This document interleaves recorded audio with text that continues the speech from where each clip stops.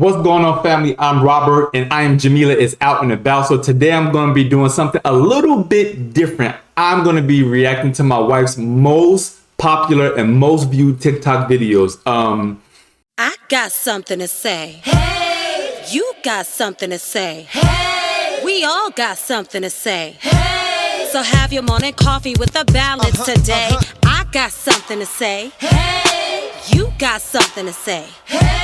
We all got something to say. Hey! So have your morning coffee with a balance today. I got something to say. Hey! You got something to say. Hey! We all got something to say. Hey! So have your morning coffee with a balance today.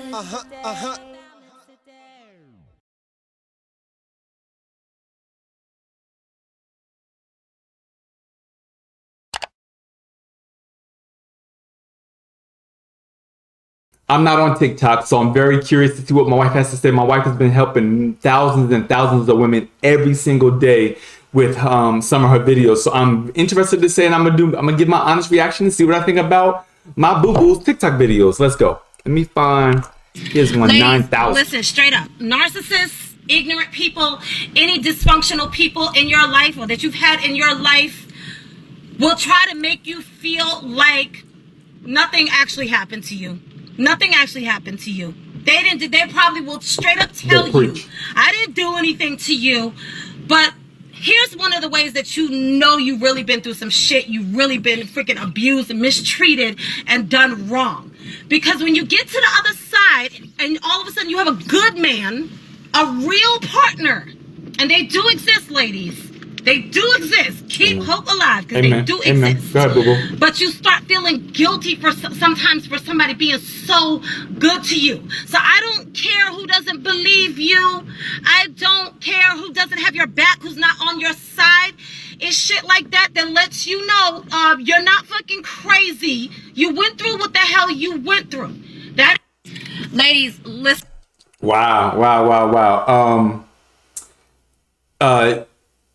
You know what's crazy? My wife is talking to women, but a lot of men go through this very same thing also. You know, sometimes as men, we try to minimize our stories because a man is supposed to be tough and is supposed to be, in some cases, you know, he's not supposed to cry or show emotions, but men go through some shit too, yo. Men have been abused by mothers and women. I ain't talking about sexually abuse. I'm talking about emotionally and mentally. And maybe in some cases, physically, and they're not going to talk about it. So PTSD is real. I had to get to the point in my life where I realized, no, I wasn't crazy. The shit I went through as a childhood that my stepfather put me through, that shit was real. It wasn't in my head. I didn't make it up. It didn't just disappear. It's shit that I had to work through day after day after day after day. And I guess in most cases, to be honest with you, I'm still working through that shit. So 1000% boo-boo, you hit this one out of the park. PTSD, yeah, it's real. Don't minimize your life experiences because somebody else is saying, no, that didn't happen to you. Nobody can tell you what the fuck you think about in your head. And if you gotta go to counseling, get help, then go do that. It's some things that I had to do in my lifetime. I'm very blessed and very fortunate. My wife and I talk a lot. So throughout our marriage, we've been each other's, she's been my therapist and my counselor and helped me overcome and deal with some of my issues. But 1000%, boo-boo, you hit this out of the park. PTSD is real. Don't minimize your life experiences. Let me see what else my boo got going on up in this page. 9,000. I know she had a couple of 95,000. Let's see what's going on here. If you've ever been with a narcissist, I know you've had moments where you've wondered, why does he hate me? Why? You probably have asked the narcissist, why do you hate me? Okay? I've been there. Okay? What I know now is that they never hate you. They treat you like that because a narcissist's mind is twisted. A narcissist actually hates himself. He's trying to compete with people all the time because he's extremely insecure and he never feels like he's winning. So he's chasing this idea all the time that he has to look like something that he's not. And he's driving himself crazier and crazier instead of getting help. Talk to me, bro. So he's got lots of pent-up frustration and hurt and confusion that he's projecting onto you. He doesn't hate you, though. He hates himself. Listen, if you've ever... Talk to me, boo. Talk to me, boo. You know, this again, this doesn't just work for, I mean, this situation is not just men towards women, because I lived through this shit also. Being married, you know, having a mother that was a narcissist, a stepfather that was a narcissist, I was ingrained and I attracted and I wind up being, I ain't gonna say married, united to someone for 17 years that was also a narcissist. And so it's not just, so men go through this thing too. And my wife just recently taught me about reactive abuse. And so one of the things I realized is that eventually, as I matured and grew up, I started to push back. And so then I became abusive in a situation, not physically, emotionally, mentally, because I got tired of being kicked.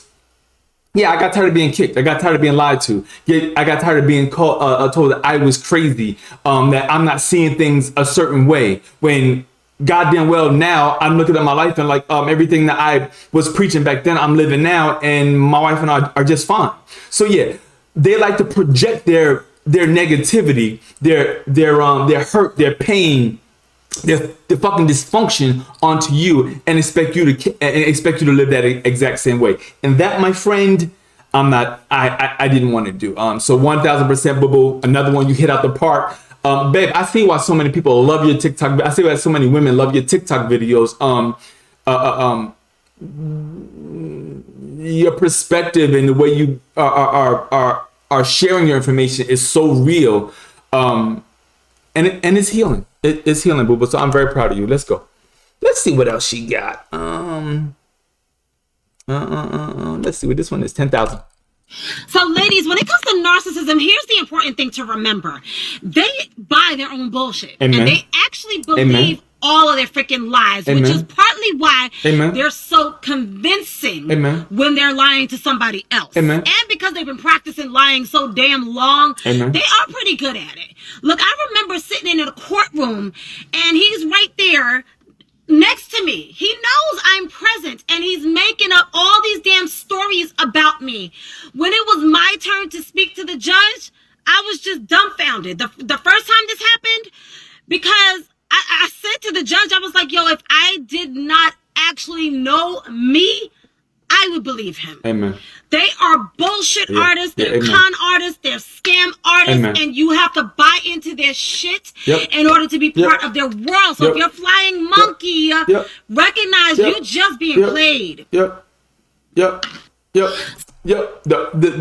only reason they win is because they get more and more people to buy into their story.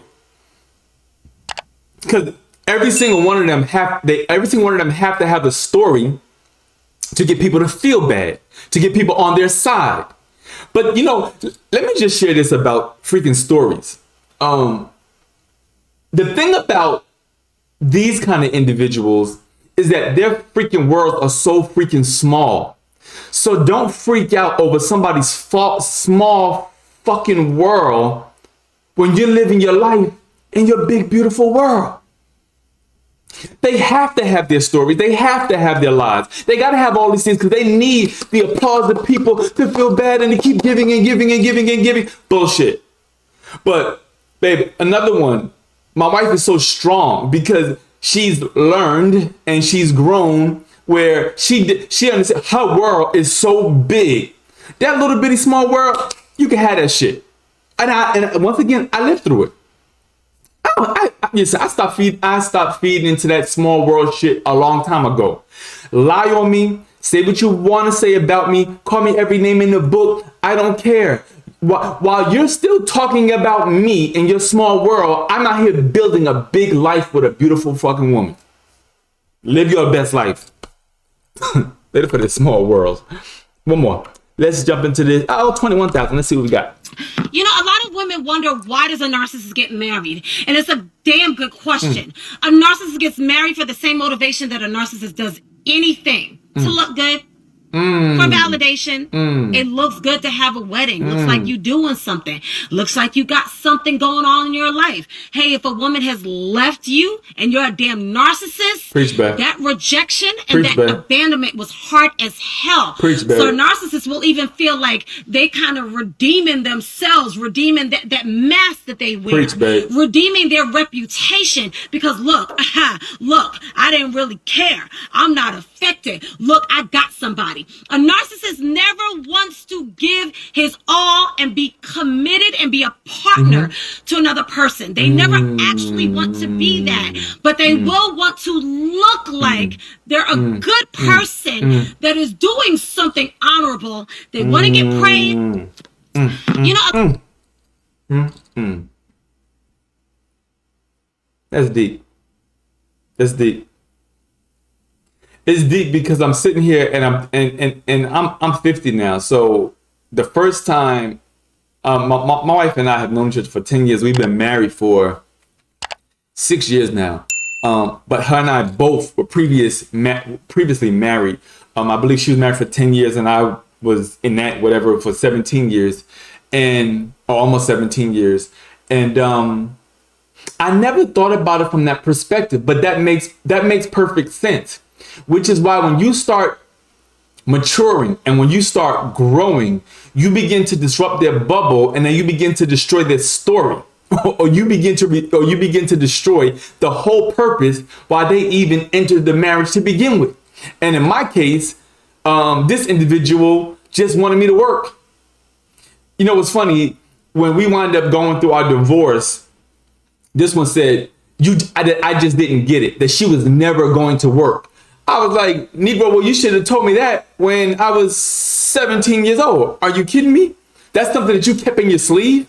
But listen to my wife talk about it now. I get it. They had their idea way back when, and they expect you to fall in line and live out their little systematic plan of what they see for their life, not the union. So be mindful of that shit. Be mindful of that. Be mindful that it's not about you. It's about their story, what they see. It's not about the union. It's about what they see about their own, he or she's own individual life. And that's bullshit. And that's living a lie. Because a marriage should be about two individuals, not one person dominating the goddamn relationship. My boo just made me mad with this one. But babe, you just taught me something. I love it. Hey, listen, babe, kudos. I love this whole me reacting to a TikTok series because I'm being fed. I feel like I'm in church right now. So I'm gonna keep doing this. Hey guys, listen. If you are, if you have TikTok, go to my wife's page. Check her page out. You can see it right here. Most Beautiful Ink. I think she's at 45,000. Some of her videos have gotten 100,000 views. And I'm gonna make this a series because I think this is a big topic, and so many people need help in marriage and in relationships. Because a lot of people are just toxic. At one point in my life, I was toxic. But the thing about it is that if you don't look yourself in a mirror and you don't want, and if you don't look yourself in a mirror and say to yourself you're toxic and you want to grow, there's no way that you're going to change. You can't pray for a narcissist to change. You can't you can't beg them to change. They have to look themselves in the mirror and they got to say to themselves, I'm no good. God help me. I want to be better. Hey, listen. I'm Robert Ballard, and that is my boo, Jamillah Ballard. As you guys know, please always like, share, subscribe. Share this video with somebody. Share my wife's TikTok page with somebody. Like, comment, subscribe if you're going through, comment down below if you're going through something like this, so maybe we can help you out. Brothers, get at me. My wife, Kate, my wife speaks to women. I'm going to talk to my brothers. I ain't doing that mixing and mingling shit. I'm going to talk to my brothers because, brothers, I'm telling you, when we get right, our families will be right. All right? Peace.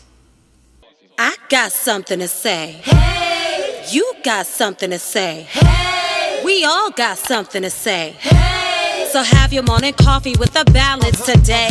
I got something to say. Hey, you got something to say.